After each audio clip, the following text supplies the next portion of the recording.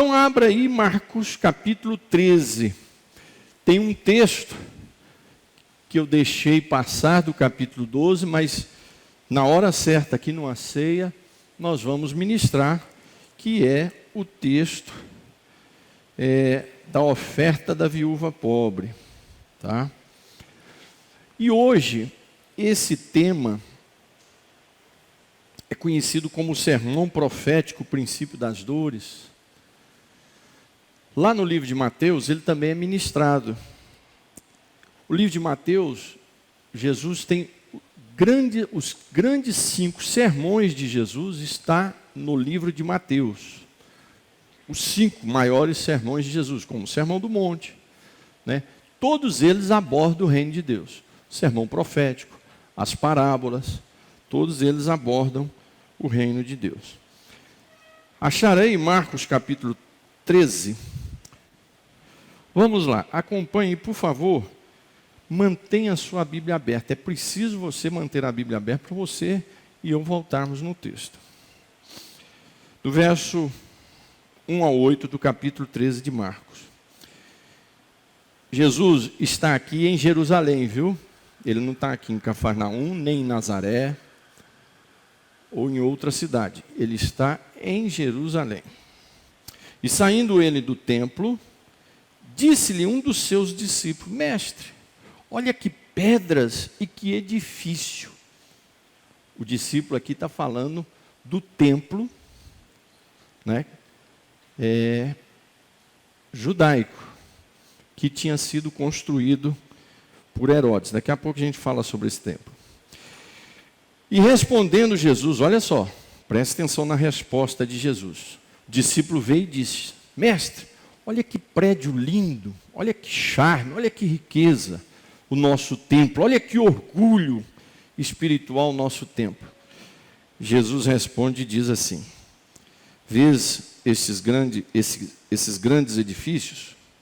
Não ficará pedra sobre pedra que não seja derribada.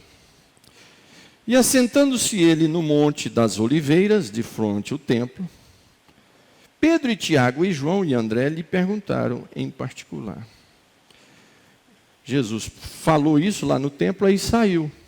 Para quem já foi em Jerusalém sabe como é que é. Você vai aí andar uns 3 quilômetros, 4 quilômetros, você sobe o Monte das Oliveiras e fica de frente para a cidade de Jerusalém. Aí os discípulos perguntaram: quando é que vai ser isso, né? Jesus respondendo-lhes, começou a dizer: olhai que ninguém vos engane, porque muitos virão em meu nome dizendo: eu sou o Cristo, e enganarão a muitos. E quando ouvires de guerra e de rumores de guerras, não vos perturbeis, porque assim deve acontecer, mas ainda não será o fim. Porque se levantará nação contra nação, reino contra reino, e haverá terremotos em diversos lugares, e haverá fomes. Isto será o princípio das dores. Falei a vocês que não é aquela mensagem populista, né? Mensagem sobre o sermão profético de Jesus sobre o fim dos tempos. Meus amados, esses 8 versículos, e depois nós vamos continuar, né, falando sobre esse sermão, mas esses 8 versículos, Jesus aborda 2 coisas aqui sobre a sua vinda. Primeiro, a destruição do templo. Esse já aconteceu. E segundo, os fatos que acontecerão, que antecedem e que prepararão a vinda de Jesus. A sua segunda vinda. O arrebatamento, a volta de Jesus, para definitivamente ele implantar o seu reino. Nós não estamos vivendo o período do reino de Deus. O reino de Deus está dentro de nós, foi implantado nos nossos corações. Mas isso é uma parte. O mundo está debaixo do governo do diabo. O mundo jaz no maligno. O sistema do mundo que nós vivemos é do diabo, não foi implantado nada. Só na segunda vinda que Jesus vai implantar o seu reino definitivamente. Aí esse reino não será só dentro de nós, mas vai ser em todo o sistema. A política vai ser o reino de Deus, a religiosidade perfeita, a comunhão nossa perfeita, o pecado liquidado, o diabo liquidado. Aí vai ser aquela maravilha que é o que nós estamos pagando o preço como cristãos e seguindo para o alvo que é Cristo para alcançarmos esse dia. Então, o primeiro, aqui Jesus ministra duas profecias sobre os fatos da vinda dele. E a primeira é sobre a destruição do templo e de Jerusalém. Isso aconteceu cerca de 40 anos depois da morte de Jesus, no ano 70, quando os judeus tentaram uma rebelião contra os romanos, e o general Tito invadiu Jerusalém com o exército romano e destruiu por completo Jerusalém. A destruição foi tal qual, ou pior, do que a destruição que Nabucodonosor implantou em Jerusalém, quando salvou o profeta Jeremias. E daí Jerusalém ficou destruída, só veio ser restaurada 2000 anos depois, praticamente. E ela ia e vinha nos seus pedaços, né? E aqui começa a profecia dessa destruição da cidade de Jerusalém pelo edifício, o templo. Esse templo aqui não é mais o templo de Salomão, mas é um templo que foi construído por Herodes. Herodes não era judeu, mas para fazer uma média política com o povo judeu, apesar de ser um homem de mau caráter e muito mau, lembrando que foram vários Herodes, esse foi o primeiro, chamado o Grande, o mais potente deles. E Herodes fez um templo mais rico do que o de Salomão.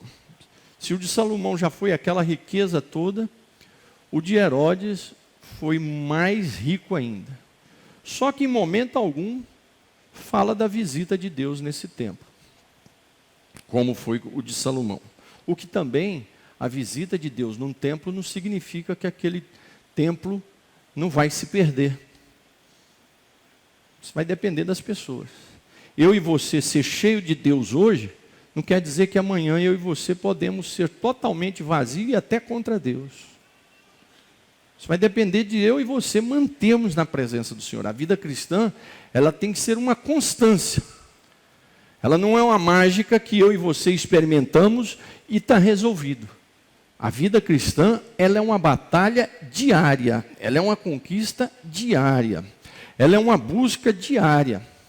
Ela não é uma experiência única, ela é uma experiência constante. E esse templo que era apoteótico, daqueles templos que a gente vai aqui no centro do Rio de Janeiro, fica encantado.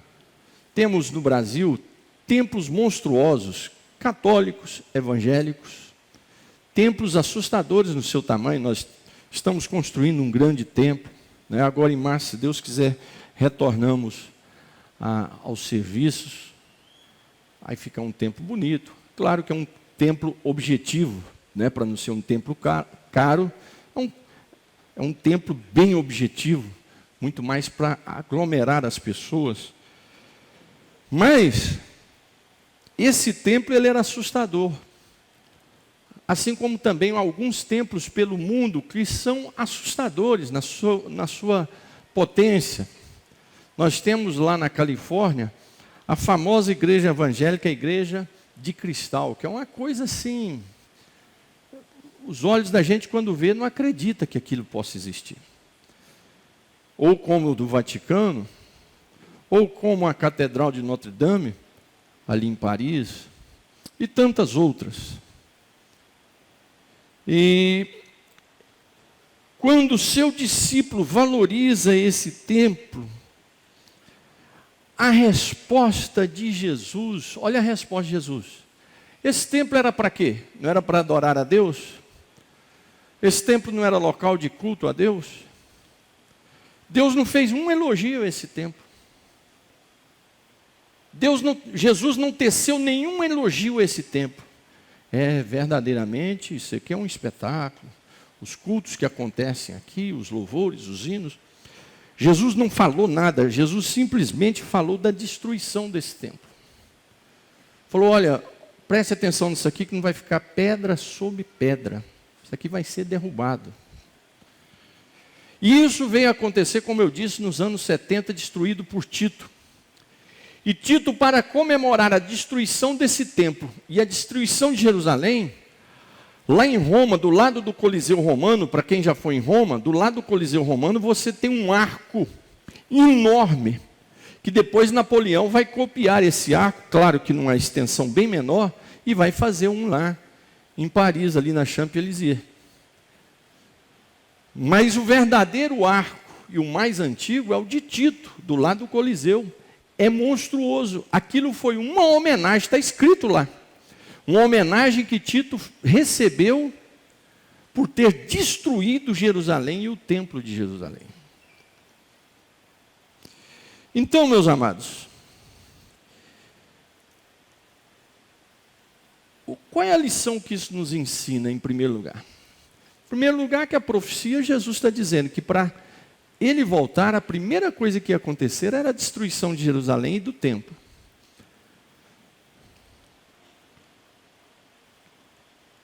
E o que nós vamos ver aqui?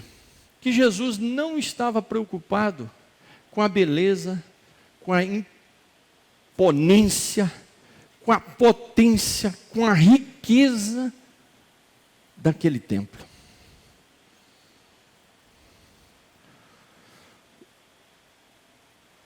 Em outro texto, a Bíblia diz que Jesus está à procura de verdadeiros adoradores que o adorem em espírito e em verdade. Não adianta nós termos templos suntuosos, poderosos, magníficos, aonde quem está lá dentro não é convertido,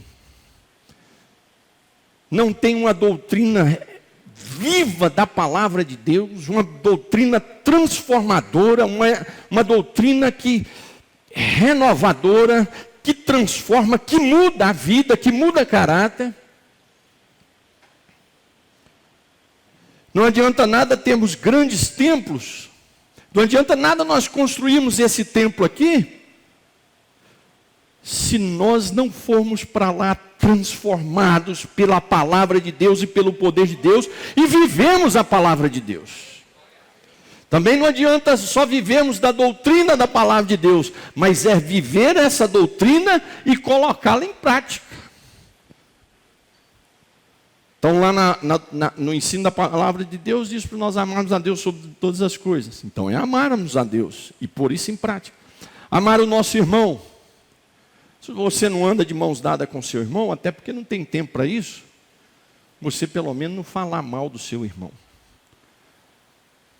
É uma coisa absurda. Nós entre os crentes falamos mal um do outro. Crentes que falam mal da sua igreja, da igreja que ele congrega. Fala mal do pastor.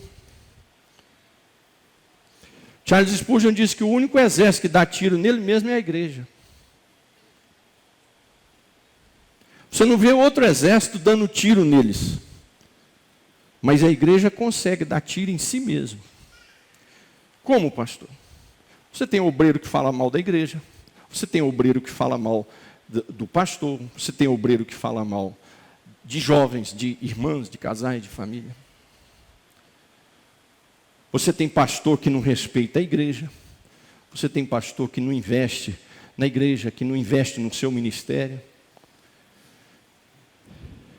Então, quando Jesus não dá atenção ao prédio,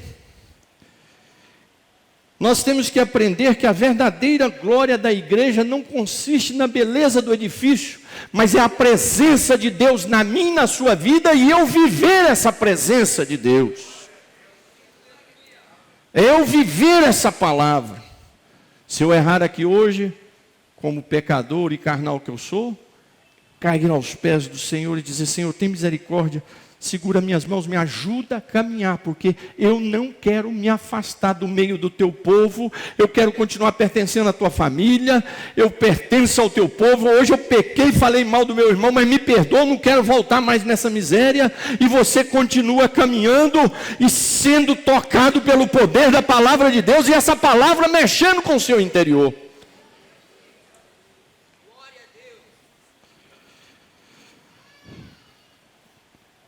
Esse templo, não que Deus não valorize um templo, claro que valoriza, desde quem vai compor esse templo. O pastor que está ali, os corais que estão ali, a juventude que está ali, os adolescentes que estão ali, as famílias que estão ali, estejam plenamente dispostos a ouvir, a receber a palavra de Deus e a lutar para viver essa palavra de Deus dia após dia, deixando ser transformado, tocado, mudado pelo poder do Espírito Santo através da sua palavra. Qualquer coisa fora disso, o Senhor vai olhar e diz: isso aí vai acabar.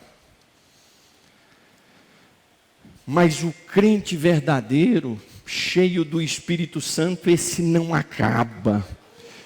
Ele pode morrer aqui, mas ele sai dessa vida conduzido pelos anjos do Senhor, como diz a Bíblia sobre a parábola de Lázaro, e ele vai ser levado para a eternidade para continuar glorificando o Senhor, como nós perdemos aqui a irmã Jael, o nosso irmão que faleceu hoje também. Essas pessoas passaram daqui, elas não acabaram, passaram dessa vida para lá, porque foram recolhidos pelo Senhor. Então, amados, o Senhor não tem prazer em coisas, mas o Senhor tem prazer em pessoas que estão dispostas a adorá-lo verdadeiramente. O Senhor não tem prazer em pastor que quer fazer graça, aparecer, viver com a vida torta, em pecado, escondido, fazendo e aprontando. O Senhor tem prazer em homens que são piedosos, que se dedicam à causa de Deus. O Senhor não tem prazer em membros da igreja que querem aparecer, mas Ele tem prazer naqueles que estão se quebrantando a cada dia, dizendo: Senhor, tem misericórdia de mim, me ajuda, que eu seja um vaso de adoração e glorificação do Teu nome. Nós temos que ter cuidado, irmãos, para não virar essa formalidade desse templo. Esse templo, ele era uma formalidade tão grande que os seus líderes mataram a Jesus.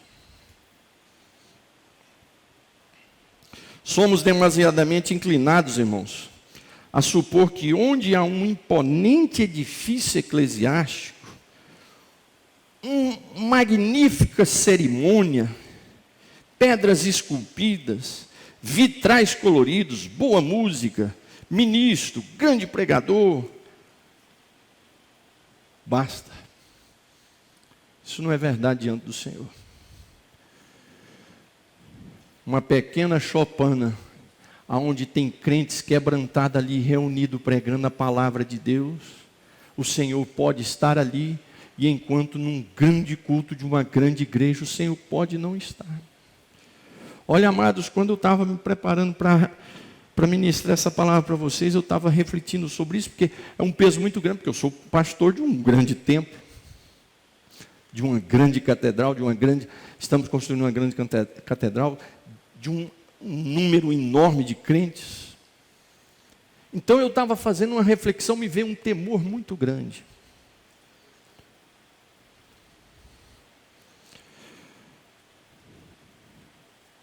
O Espírito Santo pede a mim e a você uma coisa só: que nós deixamos o Espírito Santo nos converter a cada dia. A cada dia. A cada dia. A cada dia. Sabe que é difícil isso? Será que é difícil? Nós sempre estamos imaginando que a gente a gente faz muitas vezes como o profeta Samuel, que valoriza aquilo que está vendo.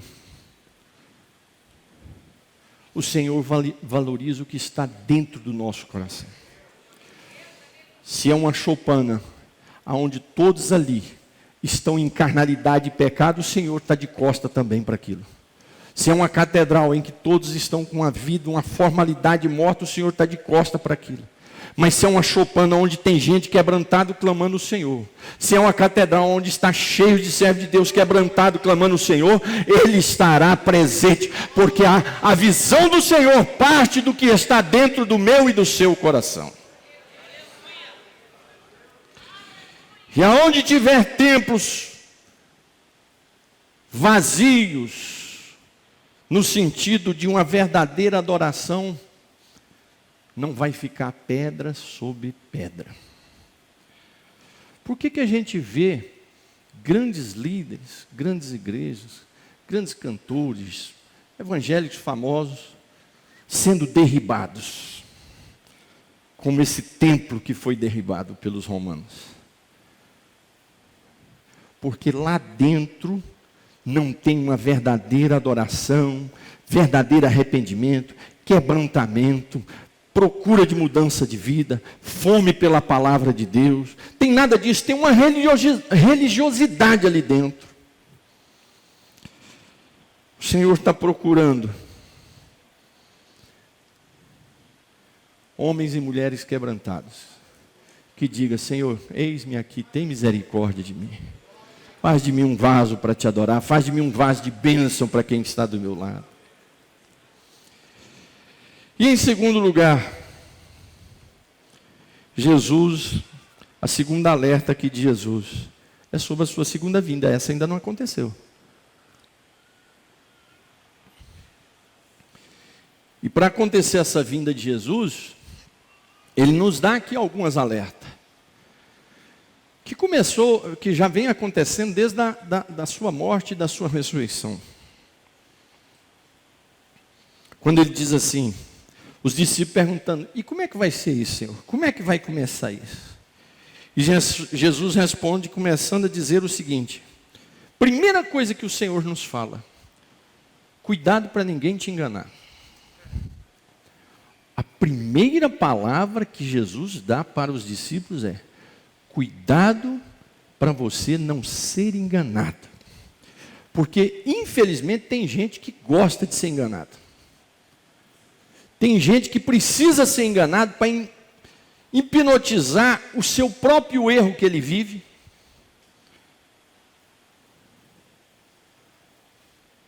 Para não machucar a consciência dele. Parece incrível isso, né? Mas tem gente que gosta de ser enganada. Jesus diz: preste atenção, não deixe ninguém te enganar. Meus amados, você tem a palavra de Deus na sua mão e você tem o Espírito Santo dentro de você. Olhe, que ninguém vos engane. Não deixe ser enganado pelas vozes que vão surgindo.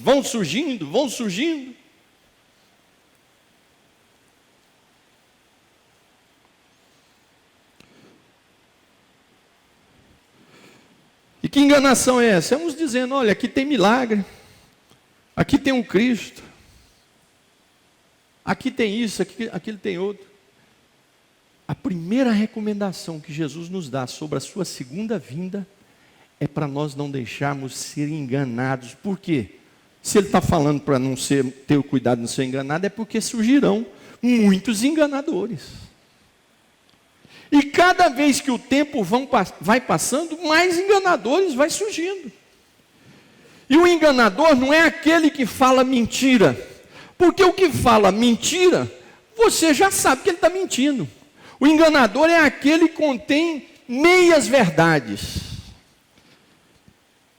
Ele tem umas verdades interessantes ali, mas no meio daquelas verdades entra o veneno. te oferece um prato de comida muito bonito, mas lá no meio daquele prato, no fundo do prato, está o veneno de morte.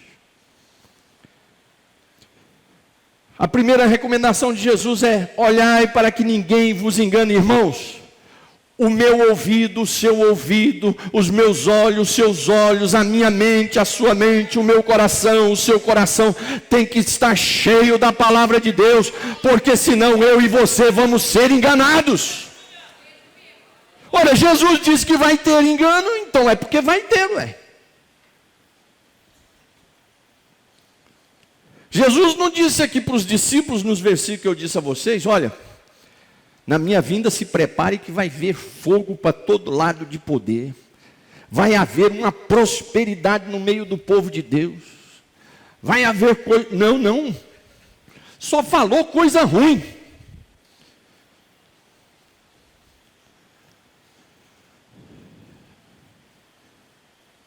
Por isso que eu e você temos que apegar cada vez mais com Jesus. Vocês jovens, tem muito ainda a construir na vida de vocês, adolescentes, mas não largue das mãos de Jesus de jeito nenhum, porque senão vocês vão ser enganados por esse mundo. Vão ser enganados. Nós temos pastores sendo enganados, que começaram o ministério de uma forma, terminaram de outra. Nós temos pregadores famosos sendo enganados, começou o ministério de uma forma, terminaram de outra. Temos igrejas que foram história de avivamento e que hoje estão mortas.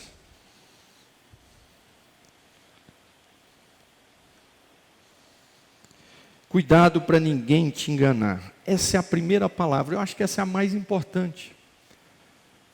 Porque aí Jesus avisa: vai ter terremotos, vai ter guerras e mais guerras.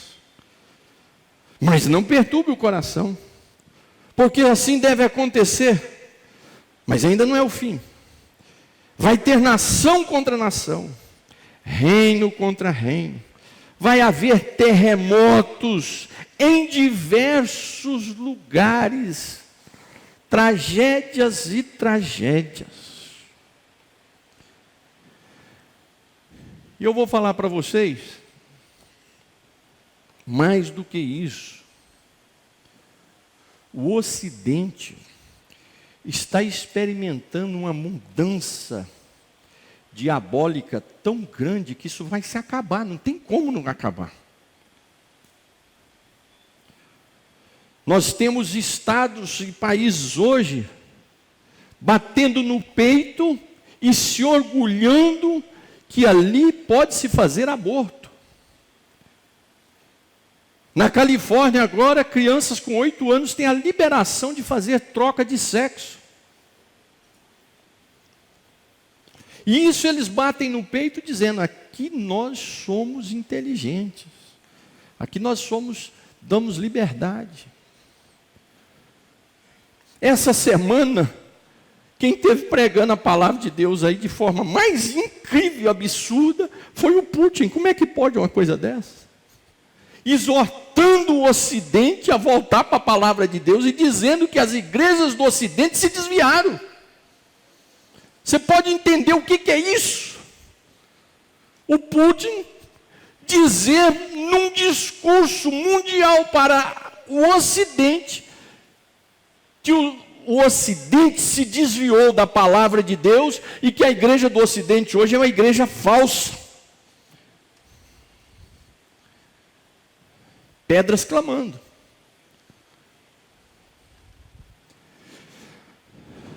Mas Jesus disse: não perturba o coração não. Se você estiver firme, se você não deixar ser enganado, se você ficar firmado nessa palavra, Você não vai se enganar, não. Pelo contrário, cada coisa dessa que acontecer, mas você vai estar caminhando junto ao encontro do nosso noivo, do nosso Salvador, do nosso pastor, do nosso Senhor, que é Jesus Cristo. Daqui a pouco Ele vai vir e Ele vai brilhar em glória em nuvens, e a sua igreja, os fiéis, os que não se enganaram, os que receberam a sua palavra, os que estão tentando e lutando para viver a sua palavra, vão encontrar com Ele e vão viver eternamente com Ele. Como diz o apóstolo Paulo a Tito, aguente mais um pouquinho de tempo, porque esse dia vai chegar. Faça suas programações, jovens, adolescentes. Faça os seus projetos. Mas ponha Jesus em primeiro lugar. Casais que aqui estão, família que aqui estão, Jesus não é contra você fazer um projeto de uma casa própria, de comprar o seu carro, de ter um sonho de melhorar o seu emprego. Nada disso é pecado. Mas como um edifício que não pode estar morto, que todas as bênçãos e projetos que o Senhor colocar na sua mão, que você continue sendo um crente quebrantado, faminto pela palavra de Deus, humilde aos pés do Senhor. Irmãos, parece uma coisa óbvia, mas não é. Tem crente que Deus abençoa ele aqui, ninguém suporta ele mais na igreja. Tem crente que Deus abre uma porta aqui para ele, acabou o homem ou a mulher. Tem jovens que Deus prospera os seus cursos, seus estudos, abre porta de um grande emprego, acabou o rapaz. Ele olha para as moças, parecendo que as moças é de papel. Não, agora para me casar eu tenho que achar uma moça ET. Porque aqui ninguém é digno. Fica fiel na sua igreja. É essa igreja aqui que você nasceu. Essa igreja aqui que você fez o primeiro grau, o segundo grau, o terceiro grau, foi aqui que Deus te abençoou. Aí você é abençoado, recebe todas as bênçãos. Em vez de agora você somar com a sua igreja, não, essa igreja aqui, eu estou num patamar acima. Eu estou num patamar acima, eu tenho que ir para outro lugar. Porque eu sou um fenômeno. Eu sou um fenômeno. Então aqui, não sou digno, esse povo não é digno de mim.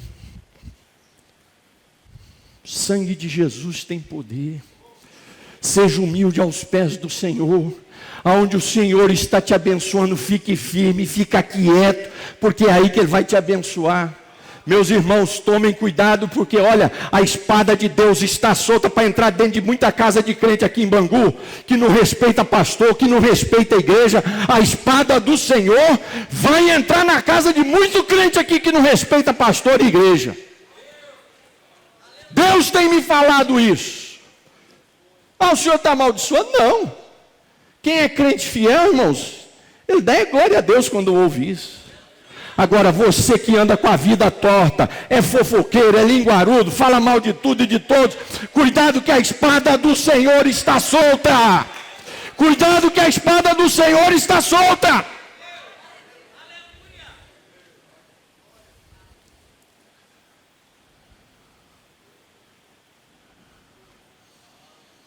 Ninguém vos engane. Jovem, cuidado com as conversinhas de gente mentiroso.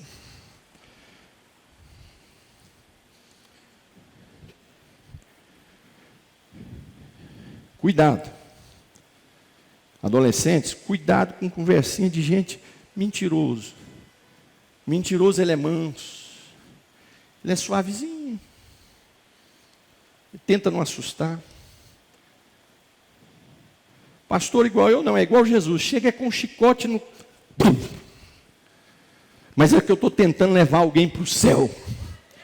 A W. Tozer, um missionário canadense, ele dizia o seguinte: cuidado com aquelas pessoas que ficam do seu lado, sorrindo e aplaudindo tudo que você faz. Mas valorize Quando o Senhor põe um no seu caminho, que sempre vai estar te chamando a atenção e dizendo, você está errado, porque esse pode ter sido um homem de Deus que o Senhor colocou na sua vida, para você não ir para o inferno, mas você chegar no céu. Assim diz o Senhor. Ninguém vos engane.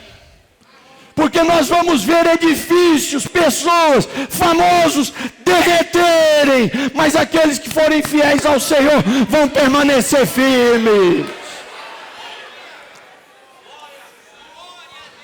E assim foi que Jesus começou a dizer